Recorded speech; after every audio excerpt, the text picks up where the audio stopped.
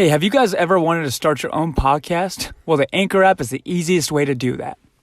Anchor gives you everything you need in one place for free, which you can use right from your iPhone or computer. Yeah, creation tools that allows you to record and edit your podcast so it sounds great. They'll distribute your podcast for you so it can be heard everywhere. Spotify, Apple Podcasts, Google Podcasts, and many more. You can easily make money even from your podcast with no minimum listenership. So download that Anchor app now or go to anchor.fm to get started. Yeah, boy. Peace. This episode of Cousins Sons is brought to you by the Masani Group. As you guys know, Garon and I train Brazilian Jiu-Jitsu. One of our black belts is not only a black belt in BJJ, but also in the housing market. Can help you get the best deals on homes in the greater Los Angeles area. Just call the Masani Group at 626-263-0434 or visit their website at themassanigroup.com.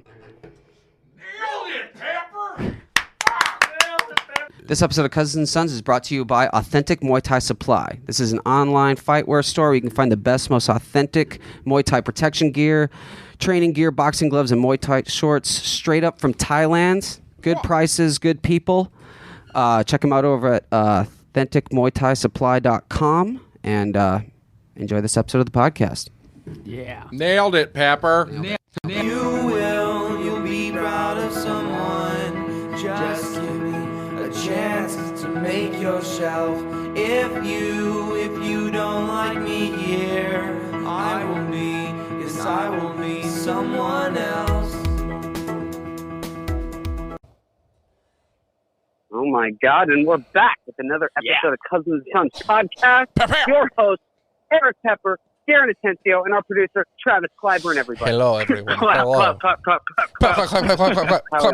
Oh, I don't have the soundboard ready. How's everybody? I'm doing pretty good. Oh, there it is. Hello. Thank you. Oh, that's so much louder on my end. My God. That's amazing. That is brilliant. We're glad to hear Travis back. I missed you Oh my guys. God, so good to hear It's been like voice, 2 man. weeks. It's been too long, really. You know, I know. I can't believe what Garon and I were talking the other day. How it's like it's been over a month since we've been in LA, and Since I've seen you filthy bastards, I miss you guys it so much. feels like a few months. It feels does. it feels like you guys have been gone for years. No, I know. Like me and I Kate, know. like when I look and it's only the 25th of April, I'm like, what do you Yeah. mean it's not 2025? What the Yeah. fuck is happening? The days get longer. The mindset can only Because stay we're not with so each other. strong. Oh, I We know, just man. keep losing our minds. Dude, I can't imagine what you guys are doing out there. Like, I at least have I kind of got the other podcast, the Tom Arnold podcast, still going on. I'm recording Yeah. with him today. But Yeah, yeah, which should Oh, drop nice. soon. The trailer dropped, so that's dope. The trailer looks dope. I think by the time Yeah. this episode drops, the Two in the Bush podcast will be a go. Nice. just make sure Arnold's wearing my headphones and not. Yeah, make sure he's wearing mine, actually. I was going to say that. When I Oh, saw no, the video, I don't- when I saw the video, I was like, let me know which ones are his. I want those. Yeah, no. You know yeah, what? yeah. I keep getting them So mixed I up. want the So I want the Tom Arnold podcast headphones back. he's Well, using maybe Garon. he is using Garon's microphone, and Sasha is using But my Pepper's headphones. microphone. But my headphones. I But don't. my headphones. I think probably your He headphones. doesn't know probably. it switches. He switches it, so he doesn't know. Yeah, I don't know. I don't have them So, labeled. We both have a little bit of dirty. ear juice, I'm sure. Oh yeah, exactly. All right, well. I might be wearing the ones he wore today on my head right now. I don't know. Oh, wow. You don't know. Oh, perfect. Yeah, So I know. those dirty that success will rub off on you, Travis Clyburn. Oh, for sure, man. Yeah. Dude, that dude, sometimes the way that Tom Arnold talks, I feel like that dude wakes up and eats success for breakfast and then Really? and then bumps into celebrity. Like, it's the craziest fucking thing. Like, he's redesigned his office for the podcast now, and he's got all his movie trailer posters up there. He's got, like, the movie Carpool from the 90s, shit like that. And then he's got this, he's best friends with Arnold fucking Schwarzenegger, which is the coolest shit in the fucking world. Ever since that one movie back in the Ever since they early did True 2000s? Lies. By the way, True Lies. True Lies, that's it. Was True that Lies. 90 I have no True Lies. I could fucking Google it, but dude, one of the best movies I've ever seen. The best comedy duo that never recreated was Tom Arnold and Arnold Schwarzenegger. There was a movie that was fucking No, I believe incredible. it. I remember True Lies. That was with, 1994. what was the lady's name? Yeah. Oh, that was Sigourney Weaver, I think, right?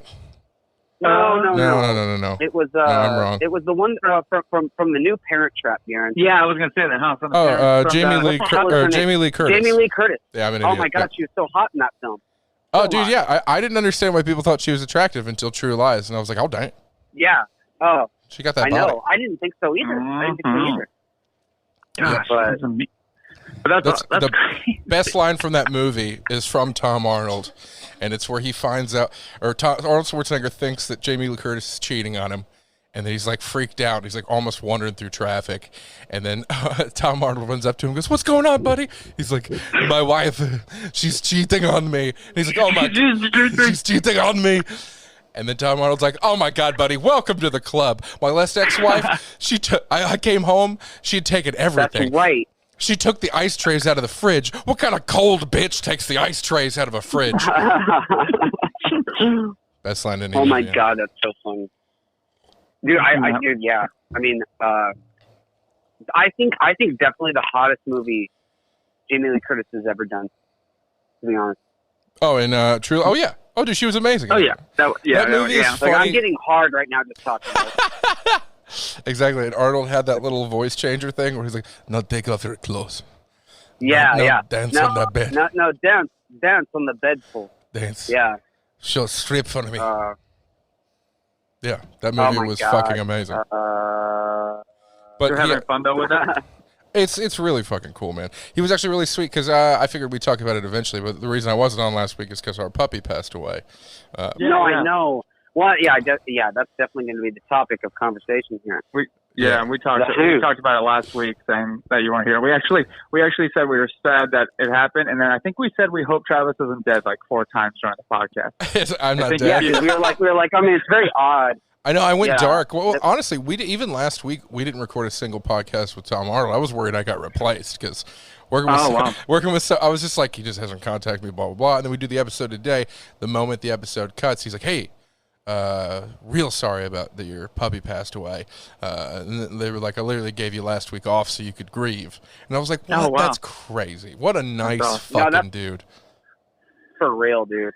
For real. I mean, that's like, not that we gave you off because you're a business partner in this, but like, But also, you guys were kind enough to be like, it was also we weren't even hitting you up to be like, let's film. Yeah. We're like, is he alive? I appreciate that, and I do worry because, like, I mean, last week I do remember, like, I don't think I talked to fucking anybody. Yeah, you didn't. I don't think I texted anybody back. I was just like, man, I especially like. Katie has been with that puppy for 11 years. I was only with him for a year. And, but that was the cutest little thing. Oh my God, he was the best fucking dog. Yeah, even the little shit he was fucking perfect. Like in the way he you couldn't get mad at him half the time. Yeah, he was a part of the show. He was on the podcast. Yeah. He's forever immortalized in the Cousin and Sons podcast world.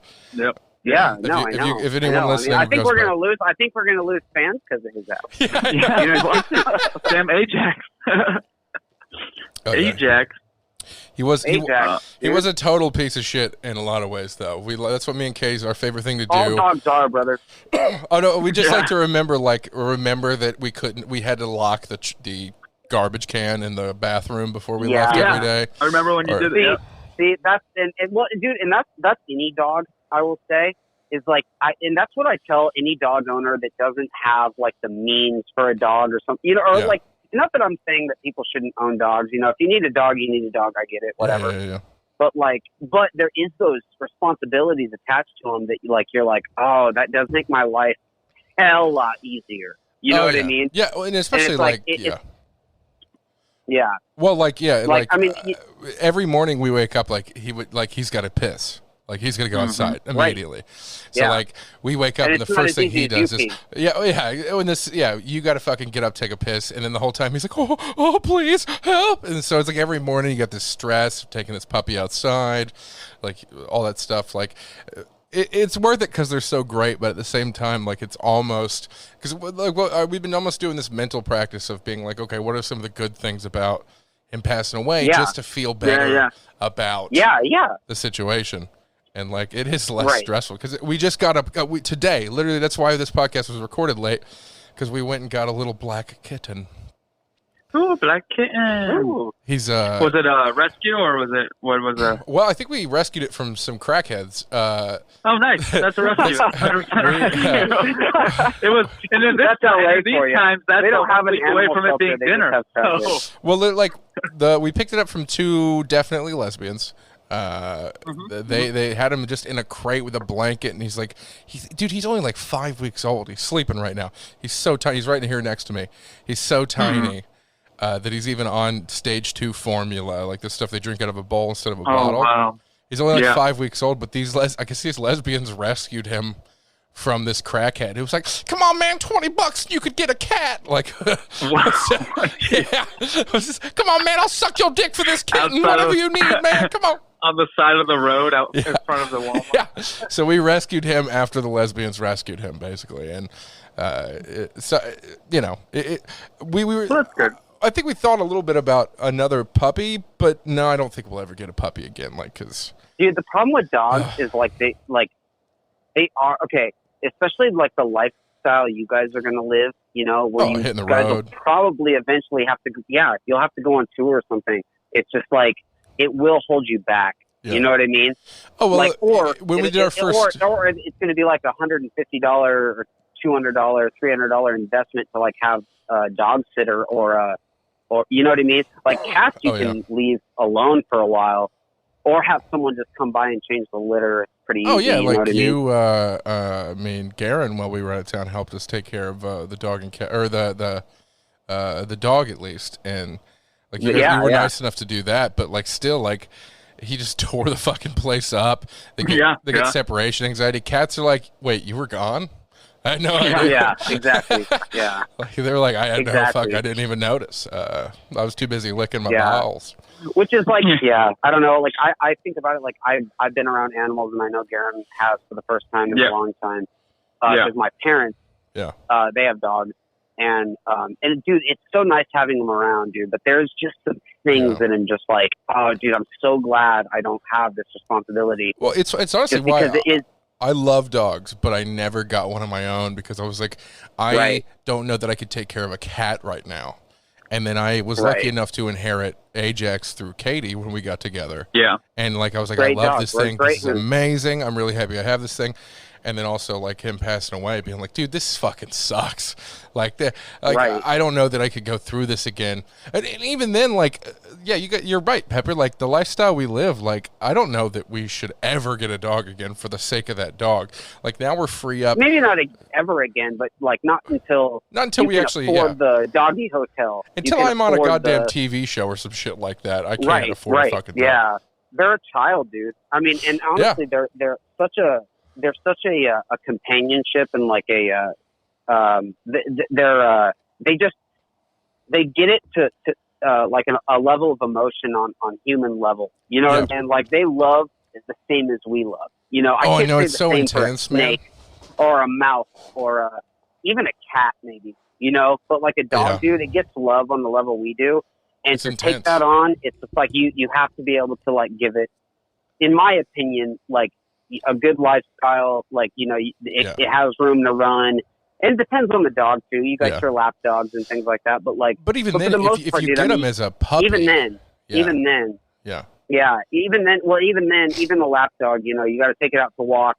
There's just a lot more attached to it than a cat or like, or it's a next level commitment. For any sure. Any pet really. I would say a cat's probably the easiest, but like any pet, because a cat could roam around the house. You could feed it a bunch of food. It'll eat when it wants to eat. Shits in a box, never goes outside. Yeah. And at most, you have to have someone stop by once a week. But like a dog, dude, you got to have someone come by every day if it's going to be right. Oh, and multiple times a day, too. Or that, yeah. Yeah, and it's just got like, shit and piss and so much work to do it right. Yeah. And like, and it's just kind of like that. Yeah, that would be like a good reason to like not get it until you're ready. So, sort of like having kids, you know. I feel like dogs are kind of on that level, like not the level of kids, but you know. I know, and it's people with kids do always get upset when you try to compare dogs to kids, but I'm like, dude, it's not the same. I know that, but it's pretty fucking close. It's about it's real up there. Like Honestly, I mean, shit, you can leave your kid at a babysitter's. You know what I mean? If you jingle I kids, think a baby will come weed, to you. Besides growing weed, it's like the closest thing to a baby you could get. But no, or like any kind of business. I would say business in general. That is a baby too. But like, but that's like what comedy has to be too. So you can't like take on 2 babies before it's like not necessary, I guess. Oh yeah, you gotta treat. I mean, I'm not preaching to you, Travis. You know that. No, absolutely. I'm I know. Like, you're letting the listeners stating my opinion. Yeah, this is Right Decisions with Eric Pepper, Cousins and Sons. Yeah, this is life advice with Pepper. Yeah, positive response insight. Yeah. Positive Pepper, a positive Pepper. But I don't know if you got my text about it, or I don't. Steele, were you able to watch D'Elia's special? I haven't watched it. I was not. I was half asleep when I read it. I haven't watched it. That was the only homework I had for both of you. So I guess this episode's done. Thank you for joining us. Okay. I'm not gonna come up with an excuse because like I could have watched it on my phone. I just didn't want to. I gotcha. Well, here's the thing, guys. Okay, I'm gonna throw this out there. You both have not watched it. You guys will. It's good. It's Chris D'Elia. It's good. I had laughs part of it. I've seen most of it actually at the Comedy Store. Nice. But I was read a review from Decider magazine, and it was one of those like watch it or don't watch it, and they said skip it. They said he's better at doing his podcast where he's riffing off friends than on stage. Okay, here's what I say. I've said about Chris D'Elia. Okay, go ahead. Well, this is why I haven't watched any. I've never watched any D'Elia. Well, okay, I watched one of D'Elia's first specials. I can't remember the name of it. I watched his first one. Yeah, and I didn't like it because I've seen him live. And here's the thing about D'Elia. D'Elia live is unstoppable. His fucking energy live, the way he talks to people live, the whole deal. When I see Chris D'Elia live, dude, he swings the dick on stage. It's very impressive. Like, it's something to behold. It's like Joey Diaz wasn't happy with his special on Degenerates. And I'm like, well, that's because Joey Diaz, you should see live. It's like going to Broadway. Like, it's like next level. Like, he's just fucking exploding. His energy's insane. He's going to see a lady in the front row that looked like one of his aunts. He's going to be like, dog, my fucking Aunt Linda, she was such a cunt. And he's just going to go on a rant. Like, and D'Elia's the same way. Like, he's just going to be like, hey, bitch, what you doing? And he's just going to rant on her. Like, like they are so good live that watching their specials is always disappointing to me. By comparison. It almost holds them back. And you know, you like you said, Garon, you saw him fucking live. You know the deal. Yeah, exactly. Yeah. That's why you not seeing it. I was like, if you watch it, cool. But I'm glad I saw this review actually right before we did this, and I was like, wait, what did the review say? Just pretty much that. That was the. I mean, it did the whole analysis of like his jokes and what he said and different things. But the gist of it all was skip it. And the bottom line was better at watching his podcast and him riffing off friends where they're just shitting around. His material is good. His stage performance is great. That's what I'd say. Like, if we've talked about this a million times in this podcast, the difference between a good and great comic. Like, good comics will work for 30 years on the road and, you know, be a headliner in Nebraska and shit like that. Right, that's good comics. Like, you know, anybody really, if they tried hard enough or worked hard enough or did it long enough, could be a good comic. But, dude, a great comic, like, Chappelle makes great specials. Bill Burr makes great specials. Like, D'Elia makes good specials, but his performance live, just like Diaz, is fucking great. It's incredible. And, you know, shit so like that does worry me as a comic as well. Like, because I feel like I've done a few tapings, like just with people like, hey, we're going to record this, blah, blah, blah. And every taping I've ever done, I'm like, man, I feel like I don't come across. I feel like people watching this tape won't laugh as hard as the people in that room. I'm like, it does worry me. Like, am I just going to be? No, it does. It is one of those feelings where you do watch. Like you said, there's times I could watch Sebastian over and over again on Netflix and be laughing my ass off. But then there's other comics where I'm just like, no, it was funny the first time, you know, and it is funny, and I'm going to show you, or I've seen you live, and there's that energy. But it's like, is it? There's a difference between, I think, being funny and being replayable. Yes. And that's hard. I've watched Bill Burr's Paper Tiger. I think, 3 times. Go ahead. Well, I said I've watched Bill Burr's Paper Tiger like 3 times. It's amazing. Mm-hmm. Yeah. Like, it's, I can watch it again. Like, I'm still impressed. Oh, shit. I mean, we talked about it on this very podcast. Us 3 went and watched him live. Yeah, and, like, live. Yeah. Seems like years ago. But, dude, experiencing him live, I mean, what did you guys think in comparison to watching his specials? Like, dude, honestly, similar because, like, okay, so here's the thing. Here's my take on it. Yeah. Is that, like, I just think that, like, when you're relatable, you know, like, because sometimes you can be relatable. But this is where I thought Ralphie May was kind of, I liked his stuff. Actually, going back as a comic, doing comedy, I love comedy even so much more than I thought I did. You know what I mean? Appreciate it more, have an for sure. appreciation. Yeah, exactly. So that's a lot of it. But before that, so there's something to that, or there's, like, you know, something that, like, you know, I can take from that is why is someone so popular to the person that doesn't know comedy and how it works. You know what I mean? And Bill Burr relates to all those people too. Ralphie May, I thought, had a lucky streak, but didn't actually, like, he could relate to, like, fat people jokes. He actually, now that I'm going back and watching him a lot more, he had a lot of good stuff. So I can't, you know what I mean? Yeah. He also did, I think. But he was, go ahead. I think that towards the end of his career, before he passed away, his last couple of specials, I feel like he almost fell into a comfortable cadence. I feel like he became almost too much of a club comic and was doing jokes that weren't as relatable, but were getting the laughs in the room. Yeah. And he wasn't like... Yeah, you'd be a better judge on that than me. I mean, I think you know what the fuck you're talking about, but, like, I do. Well, no. I'm commenting really on just, like, the person that the construction worker that watches comedy. You know what I mean? Yeah, of course they're gonna hear Bill Burr and fucking be like, that fucking guy. Right. He fucking knows. Right, but I think the comments on, like, Chris D'Elia's special, I haven't watched it, but, like, from what I've heard, it's pretty accurate. I have some other things to comment on that about, by the way, but yeah, I think that, like, but that's where I'm kind of coming from, is just kind of like what does, like, the regular person that doesn't know comedy and is a fan, like, you know, like, what do they like? And it's like relatable shit, you know, it is very interesting because I'm here with my family and I'm watching all these specials, you know, and I'm even, like, opening their eyes to ones I've seen in the past and all this, and being able to ones that I'm laughing at or ones I haven't, and then I turn around and I see their reaction.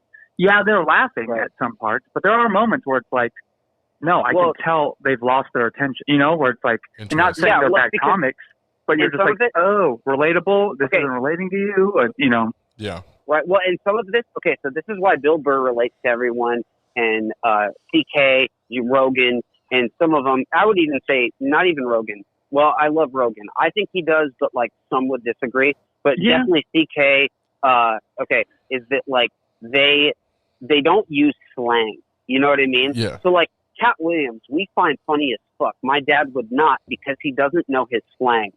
Like, he's confused at what he's saying because he's using slang. No. Okay, fine. Sorry. If you want to go a different route, if you want to go a white route, if you want to go that route, if you want to go that route, Theo Vaughn uses No, for sure, though. I would have been upset with myself if I didn't pepper that in like an asshole, so I'm sorry. No, I know. I just want to fucking let the viewers know that I'm not a racist fuck like this guy portrays me to be.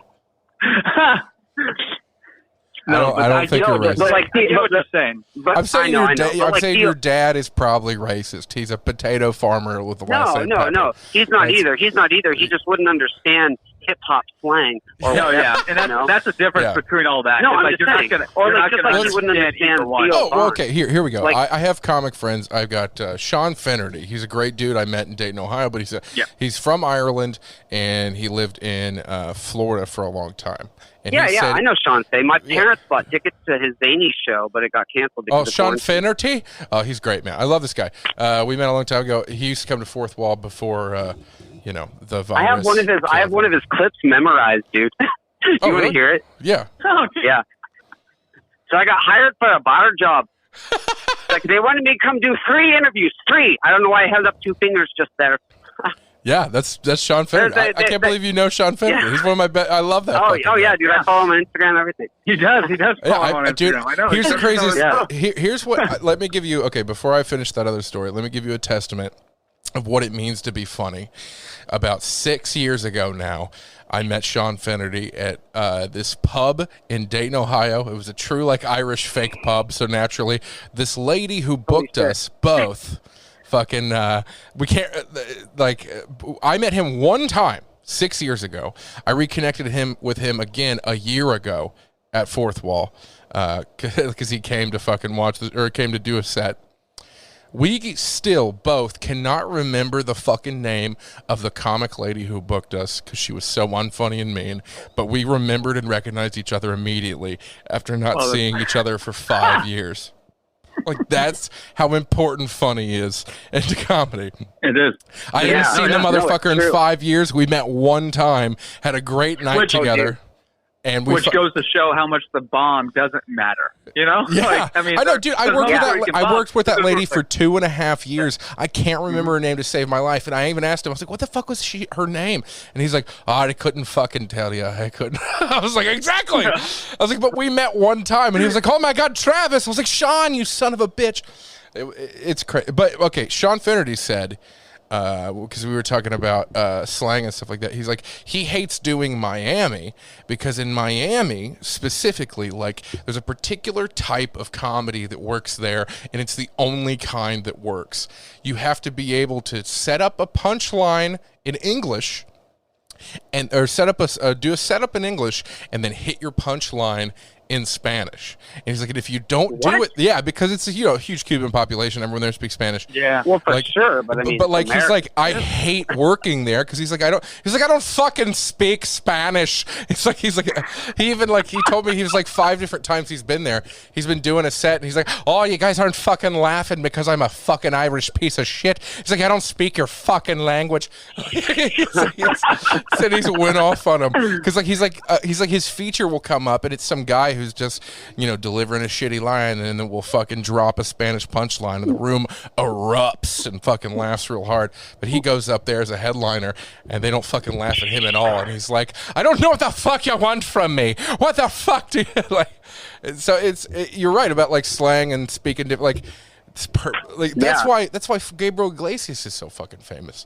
By Fluffy. Oh yeah. Like that dude can do a special. Or Gaffigan, or any of them. Yeah.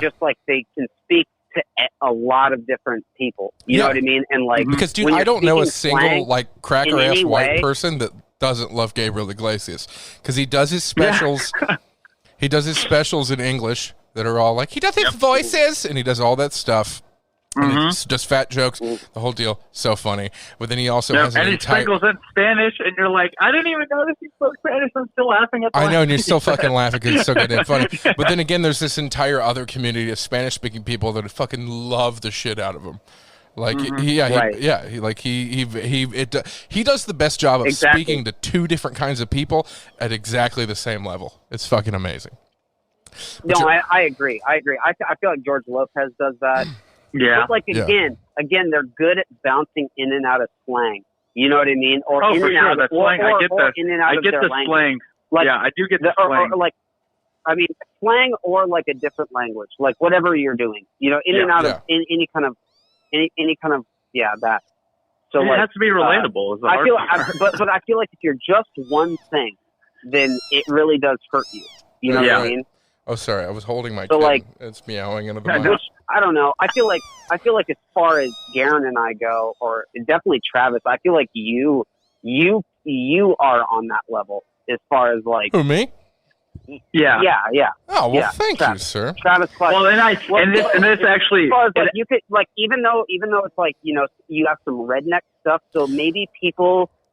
Well, okay. Even if you can't like relate to it, like of that experience, you've seen the movies, you've heard the joke. Here's what I'll say. You know what I mean? Here's the brag I'll do about myself, and this is like it's almost like a thing I've figured out over time. Okay, like rich people love that I'm shitting on poor people. Okay, so rich people hear what I do and they're like, poor people are so funny. My God, your poor people life is so hilarious, right? So I've got the rich people demographic. Now, middle class people, they're not white trash. They're just middle class people. They hear it and they go, oh yeah, those trailer park pieces of shit, and they laugh at it. Now, my challenge, I thought for a long time, was I'm afraid white trash people will think I'm shitting on them. But here's something my buddy Corey Mintz, R.I.P., told me. And it dawned on me that it's absolutely true. White trash people don't think they're white trash.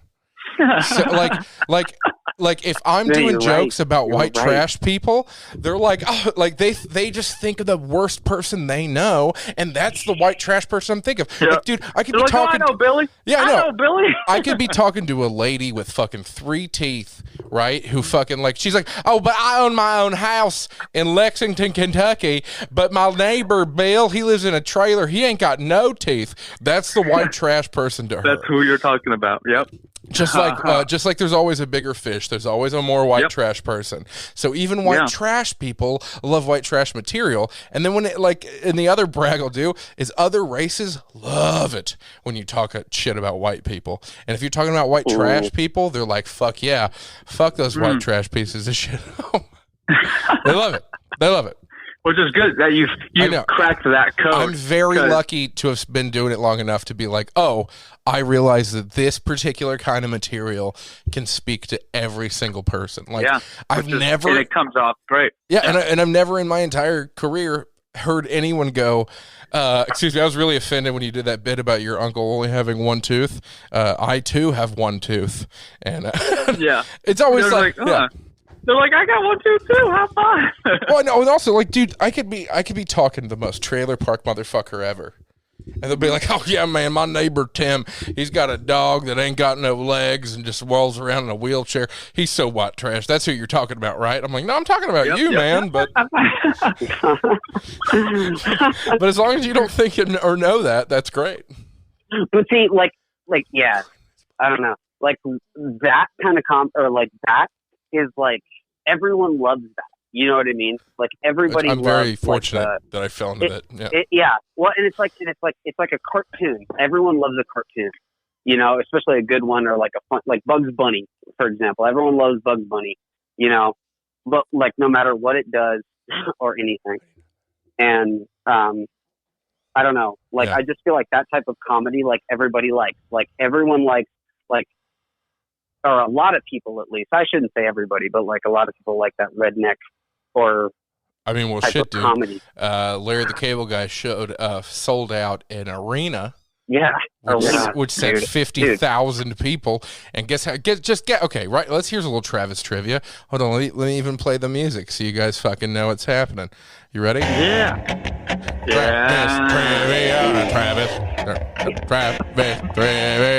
Travis trivia. How much do you think Larry the Cable Guy sold his 50,000 seat arena tour tickets for? Pepper, you answer first. $85 a ticket. $85 a ticket. Okay. Garon? Per ticket, I'm going to say $65 a ticket. Oh, you're both incorrect. It looks like Pepper actually takes us away because it was $152 a ticket. Yeah. Yep. He made in 1 year, because of his arena tours, he made $52 million in 1 year. And that's why he never has to do anything again. Doing stand-up. Yeah. And you know what his number one joke was in his arena tour? It was the joke about a poop lasagna. That's what it was. You ever poop, and then you wipe, and then you got more poop, and then you wipe, and then you got more poop, and then you wipe. Oh, shit. Hold on. Check. I just hit the goddamn mute button on accident. No. Yeah, his poop lasagna joke was the number one joke. And then he comes again, and he made that much. Wow. And he made $152 a ticket. I can't even believe that number. Right. Well, I mean, in a year.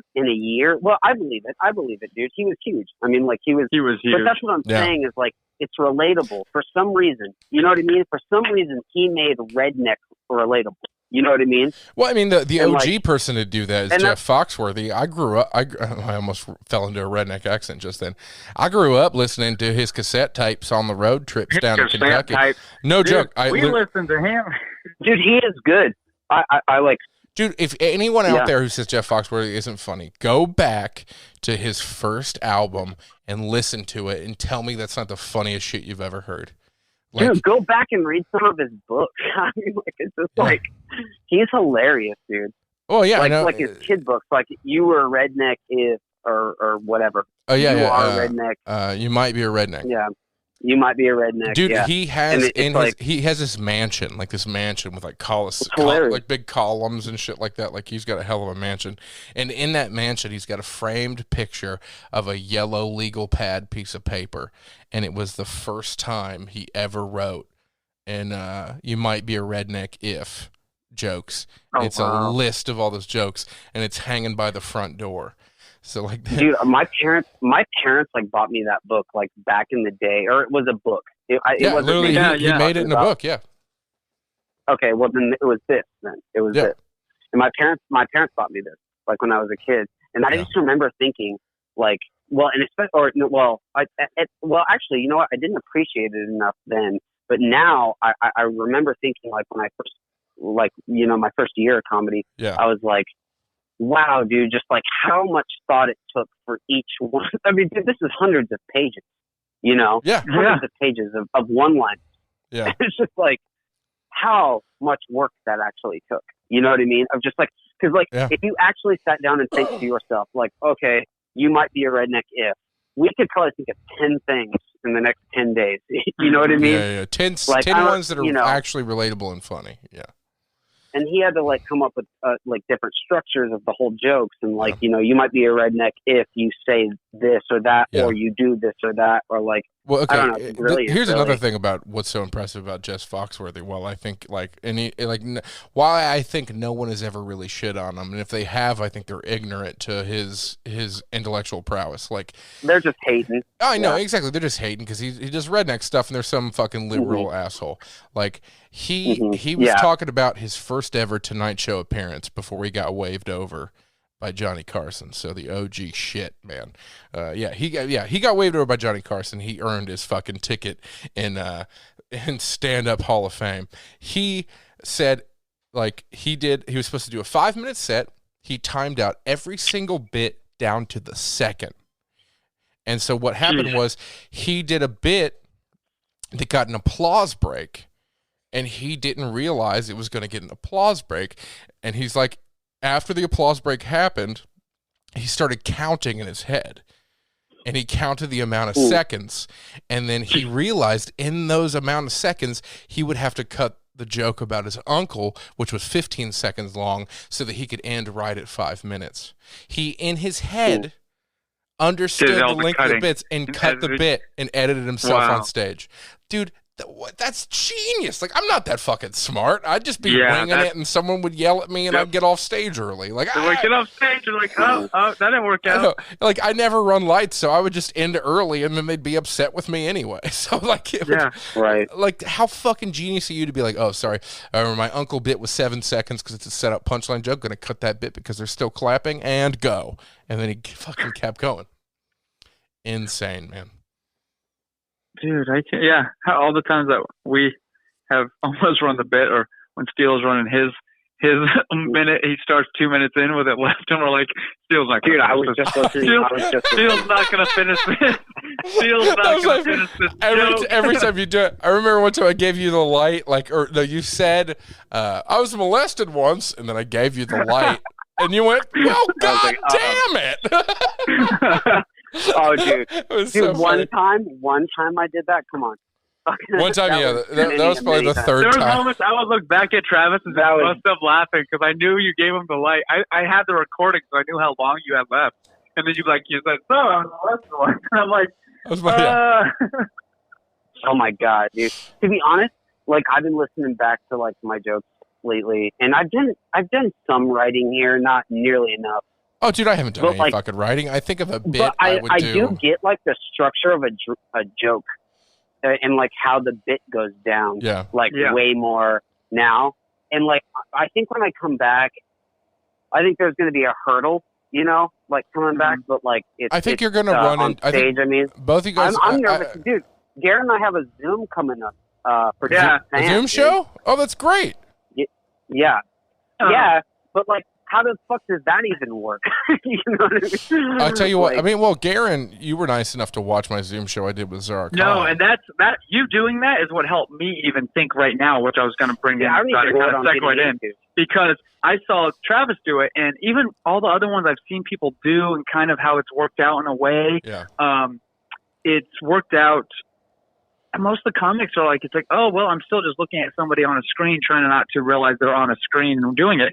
But for Travis, and I said this before, is you did your same jokes I've seen you do time and time again, but with the same emotion. You're not on stage able to like kick, you know, and stuff, but you still have the inflections and everything to where it was still just as funny. It was still getting, you know, and you weren't waiting for laughter because there wasn't gonna be any, you know, like there may not be any laughter. Like even if like most people in the audience had their mics muted, so I wasn't looking for laughter. So I think the key for you guys when you do the Zoom show is don't look for the laughter. Yeah, like, dude, do this like you're fucking pitching a goddamn stock to someone or something. Like, do it. What's happening right now? Oh, that's good. Oh, sorry. My Katie's right now is trying to feed the kitten with a bottle, and it's attacking her, and it's adorable. Dude, did you name the kitten yet? Did you name the kitten? Oh, we named him Darkness because he's black. Darkness, follow me. Because I wanted to name him after the Charlie Murphy bit, like Darkness, which is what. Which is what Super Freak called Charlie Murphy. Darkness. But no, that's good info that you gave us for that, because I was going to go into that being like, we have this coming up week, which.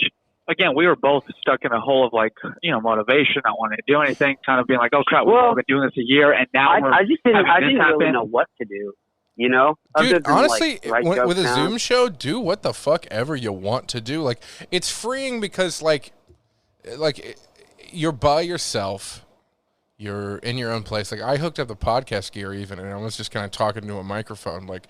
I was like, I didn't expect any laughs, and I got laughs. Like, believe that shit or not, like it can happen. Like, especially with Dat fans, people, they're very supportive. Like you will get laughs if you don't expect it, but they're always delayed because it's a Zoom show. Yeah.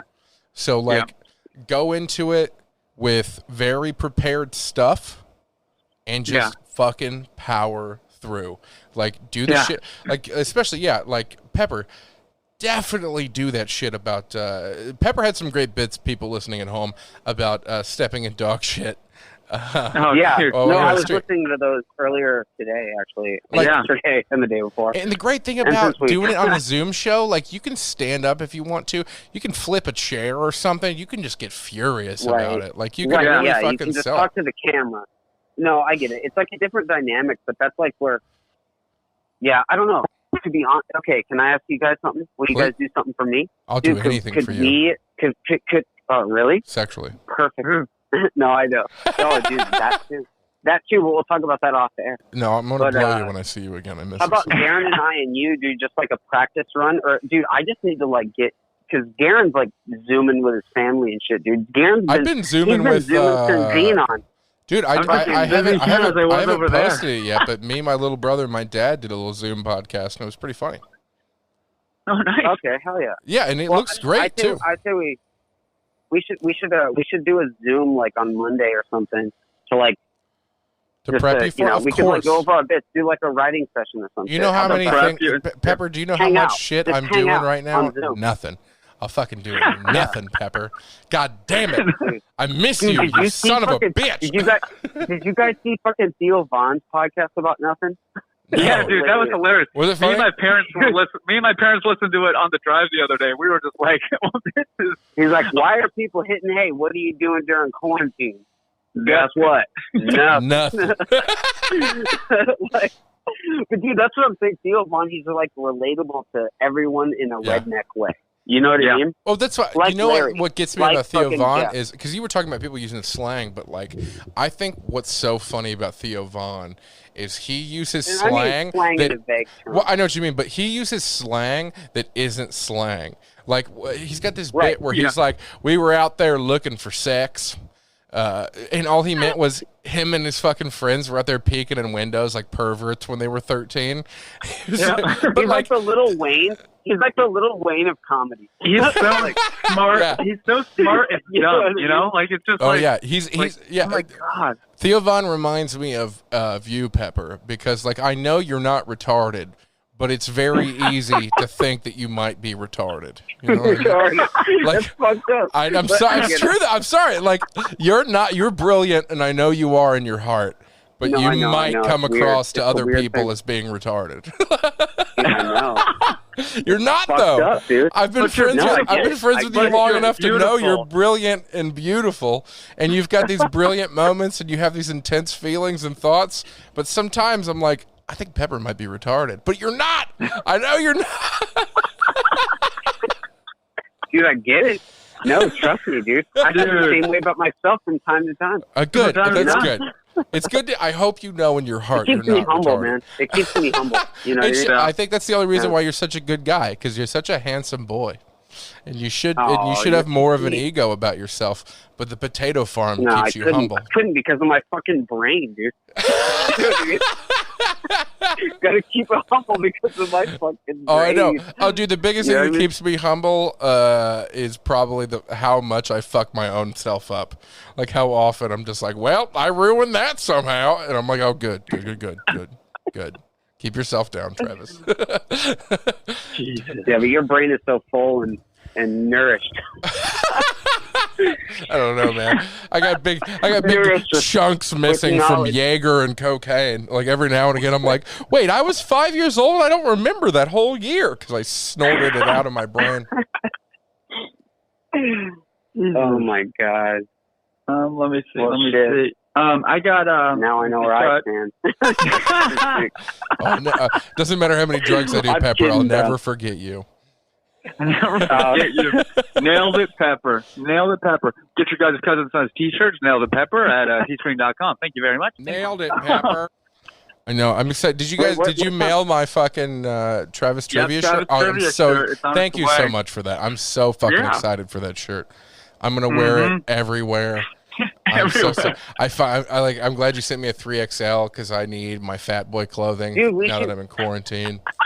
Can you get like exclusive? We'll talk about it on the phone. On the phone. I love leaving people with with things we're not going to talk about on air. We're not going to talk about. Just kidding about that. Anyway, edit that out. Oh, by the way, we've been talking for about 50 minutes now, so we only got a few minutes left of this podcast. So I want to bring up what we started before this podcast happened. Yep. And I want to talk about, with Pepper specifically, about how the president told people to pour bleach inside their body. Pepper, why do you think that's bullshit? Well, I don't know, because like it's not what happened. I don't know. What did you? Okay. So here's the deal. Here's the deal with arguing with something like this. Okay. We would actually have to both bring up the video of him. Okay, I've got I've got what he said memorized only because I do a podcast with Tom Arnold, and he is a stickler for me Googling things. What did he say about it? I'm curious. Tom Arnold has worked with Trump for over 20 years. Tom Arnold had a show for 4 years, or a radio show, where he basically told everyone 2 years, to whatever you do, don't vote for Trump. And then they voted for Trump. He knows him. He's got he told NBC, and he really does have all these videos of Trump saying the N-word. Like he's got this archive of videos. I don't doubt all that. I don't doubt all that. Of course. Like, oh, come on. Look at Trump and tell me he doesn't say the N-word regularly, and I'll call you a liar. Like, of course. But that is what it is. Yeah, okay, go ahead. But what he said, verbatim, the president said, I know disinfectant kills the virus. Maybe we can look into putting that inside the body. That's what he said, verbatim. And then 30 hours after he said that, 24 hours after he said that, in New York State, the CDC reported 30 people who had tried to drink bleach. That's a real thing that happened. Yeah, but like, why would you do that? Because you're an idiot. But, Like, okay. Yeah, okay. No, I'm talking about the people. Who gives a fuck what he said? Like, why would you right. do that? Okay, but here. Okay, yeah, you're right. okay. So we're basing facts off of retarded motherfuckers. No, but it's not. Like, why are we doing that? It's not about that. It's not about. No, it's not about that though. Not I about get that. it. They're dumbasses. But here's the point: if you're the president, don't fucking say shit if you don't want people to do it. Don't say, I think it's okay to go fucking look at the sun. Okay, first off, I would actually have to hear the specifics. I would actually have to hear like the video that you guys are talking about. All right, I'll find it. Like, yeah, we'll find it. He just told you verbatim. I just told you verbatim what he said. That's no shit what he said. No, it's okay. But I don't want to hear Let's see an if I article can from find it. CNN. I want to hear the video. No, but I'm saying, okay, if you heard that verbatim, regardless of if it's true or not, what is your point on that?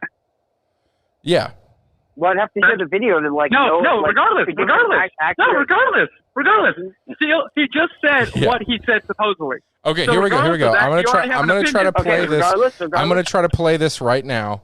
Everyone, be quiet and try to listen Okay. to it. Okay, let me see if it'll. Okay. So I ask Bill a question that probably some of you are thinking of if you're That'd be cool if totally you into could. that world, which I find to be right? very interesting. So Like supposing we hit the body the president with a speaking over tremendous, husband's whether it's ultraviolet or We're just becoming very political. All right, powerful hold light. on. All right, hold on. Listen. And I think you said that has him in check, but you're going to test it. And then I said, supposing you brought the light inside the body, which you can do. either Okay, through talking the about skin UV or, light therapy, which is a real thing. in some other way. To be fair. And I think you said you're going to test that too. Okay, Sounds wait for it. Here it comes. Right, and then I see the disinfectant where it knocks it out in a minute. We can't hear 1 anything. minute. You can't hear anything? We can do something No. like that. No. Okay, well it's recording on the podcast. Injection. God damn it! Hold on. All right. That's even funnier. They're going to be able to hear. They're going to be able to hear, but you can't. funny. Okay. At least All right, hold on. funny. Everyone be quiet. I'm going to play it for the viewers at home so they can hear that I said exactly what he said. Inside or almost a cleaning, because you see it gets on the lungs and it does a tremendous number of the lungs. So it'd be interesting to check that. So that you're going to have to use medical doctors with. But it sounds... Okay, sounds listen, here's the dumbass see- shit that he just said. I actually quoted him like he was smarter than he actually was. He said, I hear disinfectant knocks it out in like a minute, maybe because it goes inside the lungs.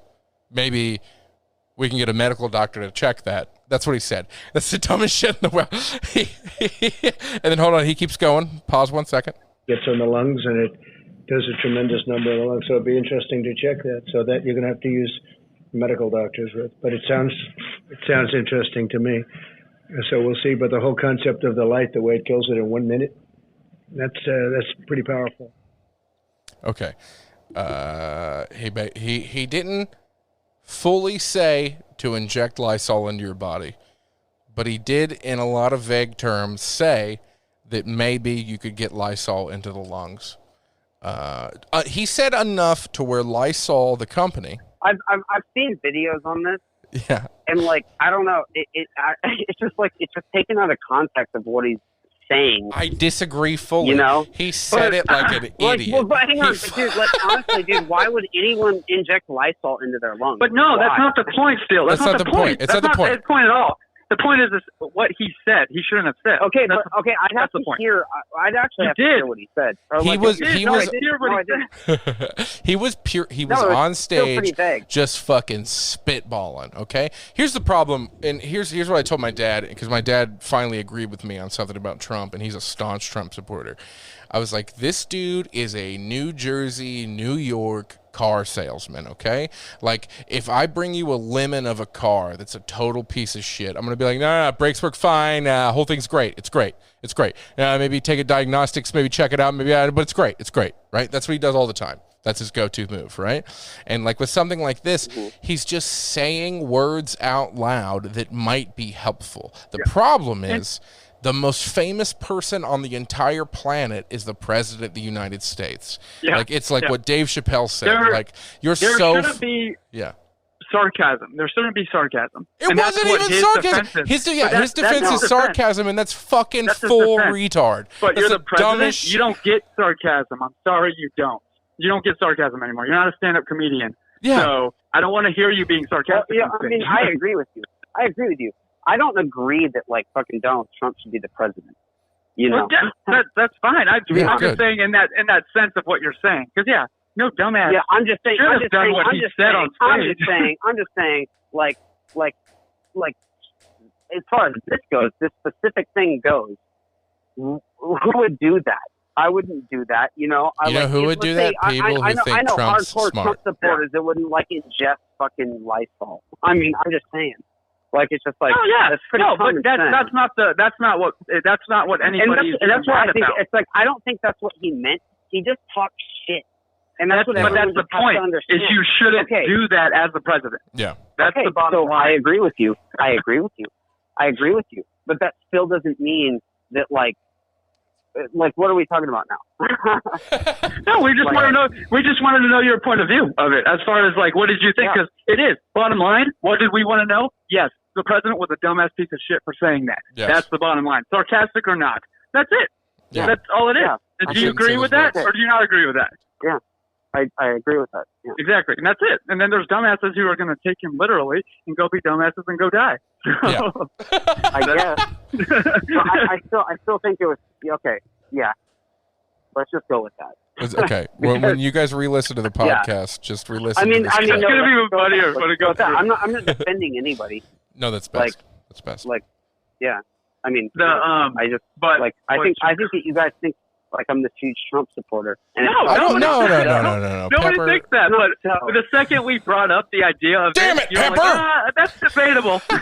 Like, okay, but no, let's hear your debatable. It's debatable. No, yeah, on we what's wanted the to hear your truth or point of not. view. It's debatable on what's the truth or not. You know? Yeah. But exactly, and that is the truth. So that's just it's cool. I get it. Okay, so the truth is, as far as this argument goes, is that Trump was an idiot for saying what he said, and people were definitely more idiots for ingesting Lysol. That's what we're saying? Yeah, 100%. Okay. 100% more idiots, fine. yeah. I agree with you. Yeah. That's all we're saying, then I agree with you, yeah. Yeah, that's yeah. That's literally what we're saying. Being like, dumbass, cool. Yeah. There you go. All right, cool. In another case of funniness, I have to No, I just think who do you blame on? The dumbasses that ingested Lysol or Okay, well, himself? I think that comes down to people that are like okay, there's a group of people, and I think comics have shit on them for a very long time. And that particular group of people is people who say, what do I tell my kids about 9/11? What do I tell my kids when a gay man is marrying another man? What do I tell my kids? That whole thing. Those kind of people, right? Yep. So, like, anyone who's like, what do I tell my kids? So, basically, anybody who is asking, what do I tell my kids when the president says that is an idiot. Like, tell your kids that they're fucking dumb as shit. I don't know. Tell your kids not to drink bleach. Like, but the problem is, I think you should have a filter as a president. As a comic and a person, no. I think people should speak freely. But I think as a president, knowing that there's idiots out there. Here's the thing, is I agree with you. Like, I do. I agree that, like, Trump needs to shut the fuck up, dude. Don't fucking go on Twitter. I agree. And a lot of people that I follow that are just conservative viewed, like, agree with that too. They're like, dude, this guy needs to shut the fuck up, you know? Well, especially on Twitter, my God. Yeah, no. I mean, no, they are. They're just like, dude, like, it's not necessary to say this. But, however, he does, like, have some certain points, and there are some certain things that are taken out of context. Oh, no. Him. I understand completely with the whole out of context. Hence why every time it is like, well, he doesn't help himself, context? And I agree with that. What was the actual context? I get that. That's why I don't believe half the shit I hear. Yeah. And I'm glad Travis was able to tell us exactly what it was. But the bottom line is what Travis said was, we're comedians. We can be sarcastic. Yeah, if you're in higher power, don't say shit unless you would completely want people to take it 100% literal. I agree with you. Yeah. I agree with you. But that's what we're working with. Working with. So you have to fucking work with it. So, like, I wish it was Ted Cruz, in my opinion. Or Ted something Cruz? like that. You know? Cruz. You mean Ted Cruz from Idiocracy? Oh, sorry, that's Terry Crews. That's Terry Crews. Terry Crews. Wait. Hold on. Pepper, are you saying that you think Ted Cruz should be president? I think it should have been over Trump. I mean, that dude. Here's my thing. Yeah. I believe in nothing. Okay, and Ted Cruz is a Texas conservative who is not from Texas, just like George W. Bush. That's fine.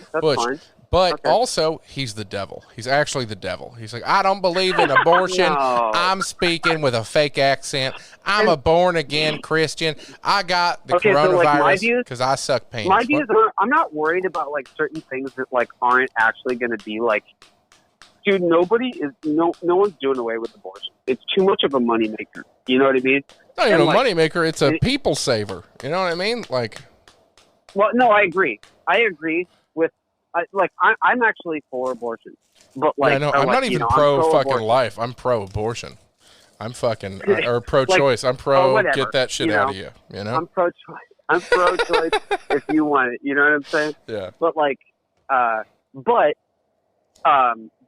there's other things involved, like just like money things. You know, that are just like, oh, okay.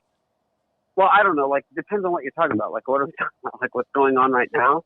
Like, do you guys think they should open up the economy? Let's see. That's exactly what I was about to ask. Like, a conservative standpoint or a super conservative standpoint is that we need to open up the country to get people back to work.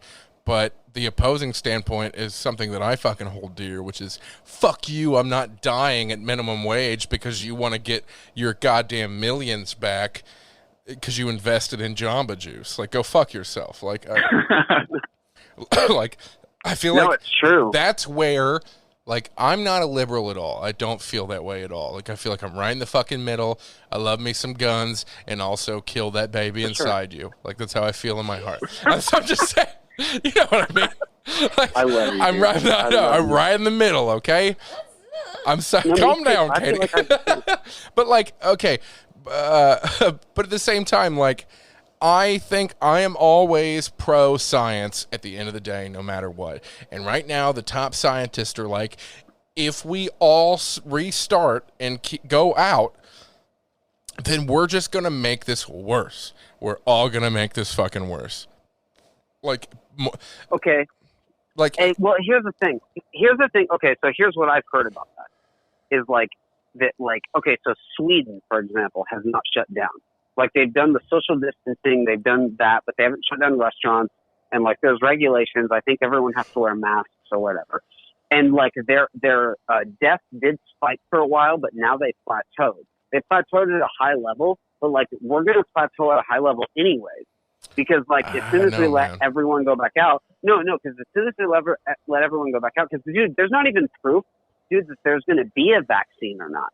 Like, there's not. I'm not worried about the vaccine. My whole point is, here's the sad reality. Okay. Sweden has a dope-ass medical system. Like, that's why I was pro-Bernie. No. Because Bernie wanted to do the Nordic model. With a way less population. Exactly. Exactly. Which is why I'm like, we have to just kind of chill for a little while, mainly because our hospitals fucking suck dick by comparison. Okay. Well, okay. Like we were talking about a couple podcasts ago, the state of Massachusetts has 20 ventilators. 20 ventilators, bro, in the whole state.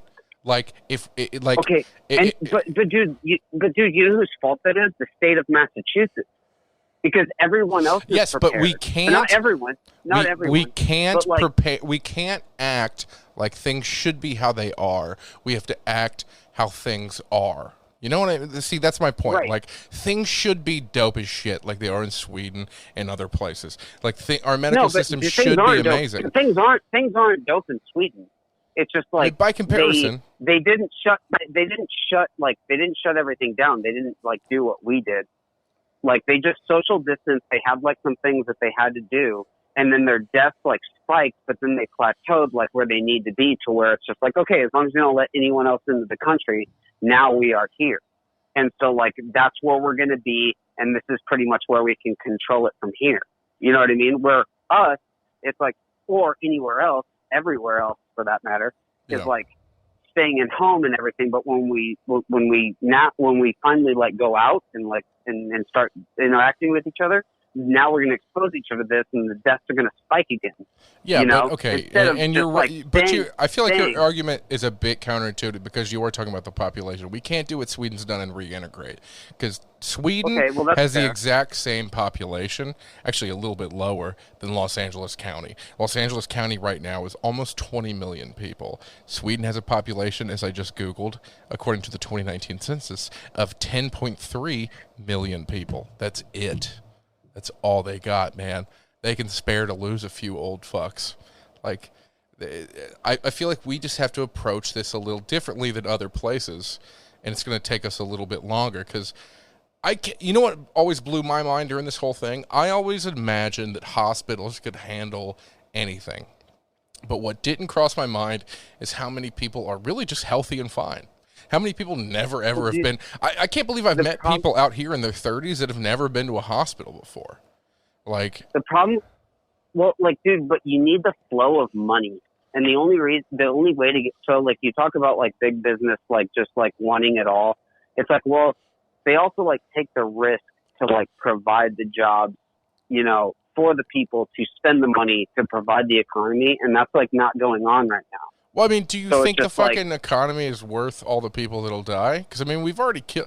What is it? Well, how many people have died? Like 50,000 or something like that? So many, but then there's a whole economy that could just be crushed over how many deaths. I don't know. And that's okay. So here's where it gets tricky. And like, and you are right, or like my art. The thing is I just want to get to the truth. I'm not arguing with you. I just like, I'm just arguing like what could be the truth, you know? Yeah. And is it worth sacrificing one of the best economies in the world, you know, arguably, I mean, or no, definitely one of the best economies in the world.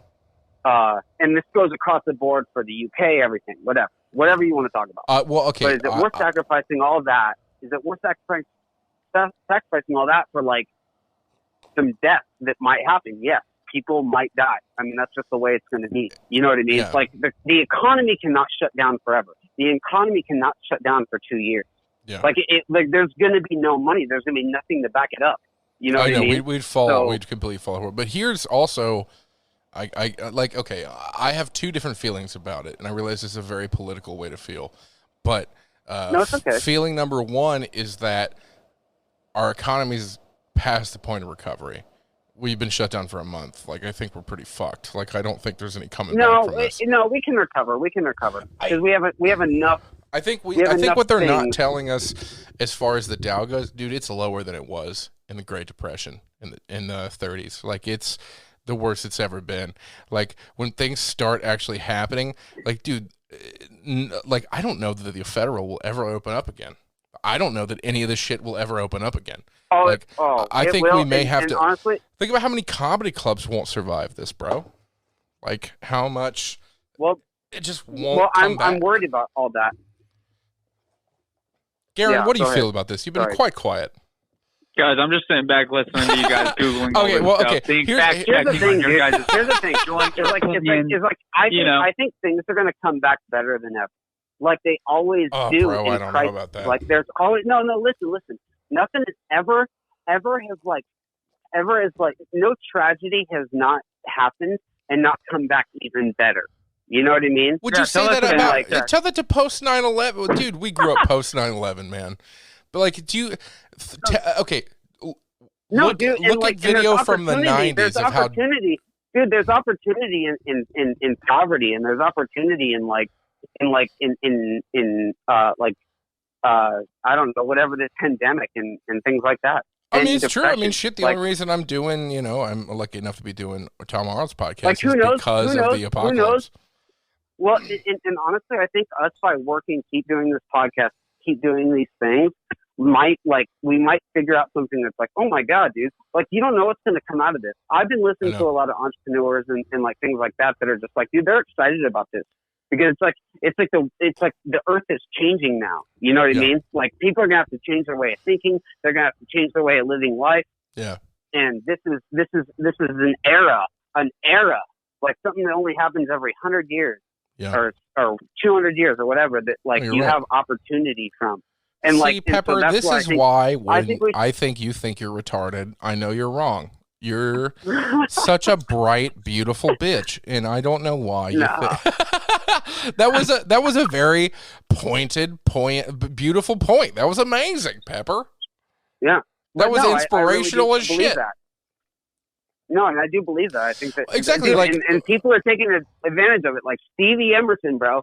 I think he's and I think that he's taking advantage of that. I enjoy watching people who are using this time to, it's hard. Yeah, it's going to get you down some days. Some days are harder than others to get out of bed. But the ones who can still learn each day, okay, what is the next step?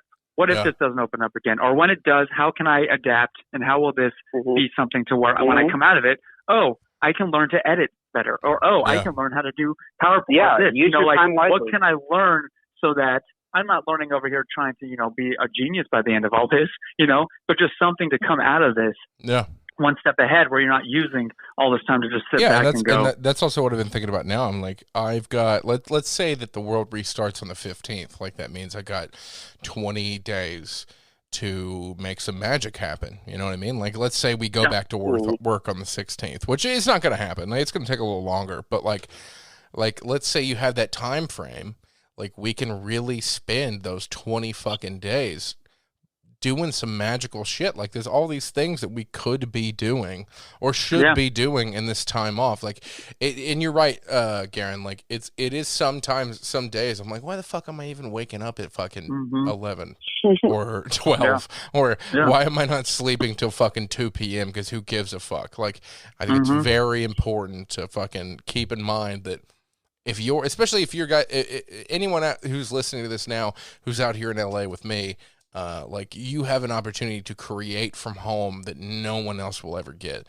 Like, but also, like, I wanted to address, I've got a few buddies, I mean, other than you guys who went back home just to wait for this to blow over, who left, who I don't think are coming back. And that fucking kills me. Like, some really good, amazing comics. Wait, who? That's crazy. We'll talk about it off. I don't want to bring it up on podcast, but like, like some people who were great fucking comics who were just left and may not come back. No. I know. But dude, like, I was scared. I was talking to Simone about that. Can we three-way call after this podcast so I can? Well, you'll end it. And then we'll talk. Yeah, I mean, we've already been recording this podcast for a while, so it's. But before we, what you were saying, that I was talking to Simone about that last week, and he's like, dude, there's gonna be some people who just aren't gonna even last. Who are just gonna be like, I can't. Well, that's me and Katie talked about that ad nauseum. Probably at this point, like we really spoke, and we're like, should we pack up our shit and fucking go to Ohio or go to Miami or go to wherever we're from? And just, I know. And both of us were like, what the fuck would we do there? Like, fuck that shit. No, like, I'd rather do squatters' rights and live in this place for free for the next 6 months and then fucking live in our car than ever go back to where I'm from. And since I have that mentality, I know people who were great comics who had to leave because they were like, I don't know what else to do. I'm like, no, fuck that, man. I'm like, this is. But see, in my opinion, dude, that's the revolution. There's going to be less people there to pursue the profession. Well, that's why I hope you two pieces of shit come back to me sooner rather than later. Dude, we have to. We have a car and everything. I swear to God, if you two leave me, I'll fight both of you to the death. And you both know I could beat your both asses at the same time. I don't care. With one hand. I don't care how much. For good reason, and you would come with us. If we left, it'd be for good reason. You'd come with us. Even if you both lose both your apartments, you're gonna live with me and Katie. I swear, in this fucking shitty studio, we're gonna live together. I don't give a fuck. You guys can't leave me. I fucking love the shit out of both of you. And we love you. I miss you every day, and I can't wait till you guys come back. I know. I can't wait either. I've been like really. Just come back, you big homos! Come on, get the. I'm gonna get. I could do Uber Eats. Bro, right now, by the way, if you work for dick for quarters in the park, you can just suck my dick for fun. It's fine. Just let.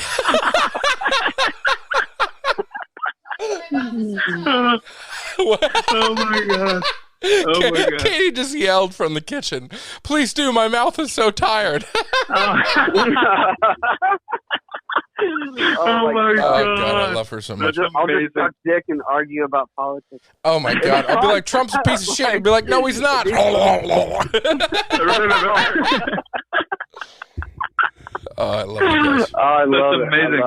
I love it. I have to, before we end this, because I feel like we could have a good ending, I do have to mention one other thing because it is funny. And this is a side note. This is literally me skirting.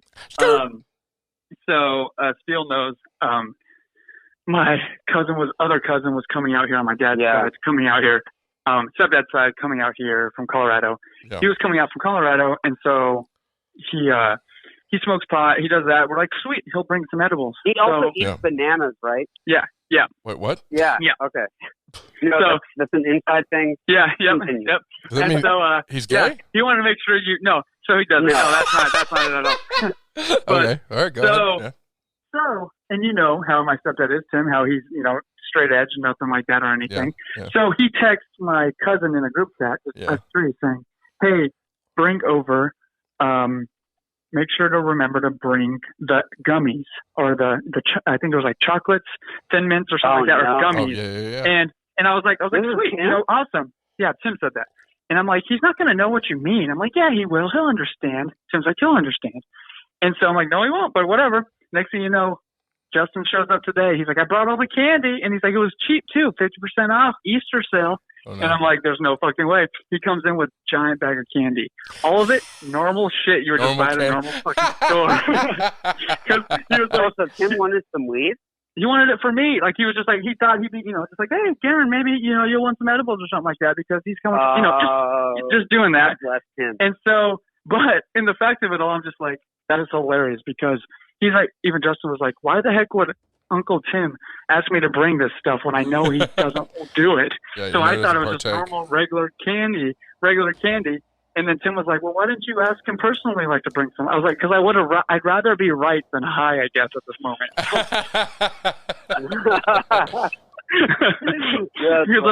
I knew it was going to happen. The second he came in and was like, do y'all need me to fucking FedEx you some drugs? What do you guys need? Let's talk about it on the podcast. Dude, I've actually thought about you. Okay, could you guys get me a fizzy cart? Is this on air? We're on air the whole time. What do you need? Pepper, what do you need? Well, I have a fizzy pen. So could you guys fizzy pen? What is it? Spell that out. STIZ. STIZ? No, it's STIIZY. We have to mail. Okay, you text me your address, you sexy bitch, and we won't send that to you via the FedEx. We will absolutely. No, send me it. Okay. All right. Here's the deal. It's in like a little small. Okay, so it comes in a box. So no, Katie you can knows. get it delivered to you. She nodded to me. She knows. I'll send it to you. Cloud9, dude. They deliver it. No tax at all. No, I mean, we're never going to send this. I don't know what you're talking about. Wink, wink. Nod, yeah, no, there's nothing. None of that's happening. It's whatever. It doesn't whatever. Well, get us off air. Get us off air, goddammit. All right, guys. Well, this was a great episode of the podcast. It was. Excited to have an hour long ass episode. It was great. It was great. I enjoyed it very, very much. Buy the merchandise. You guys have been doing great by purchasing. We're so happy. We got some amazing shirts. I'm so excited. I'm going to take so many pictures for the. I can't wait. I can't wait. I'm going to post them all over. Travis Trivia. Dude, we've had some sales.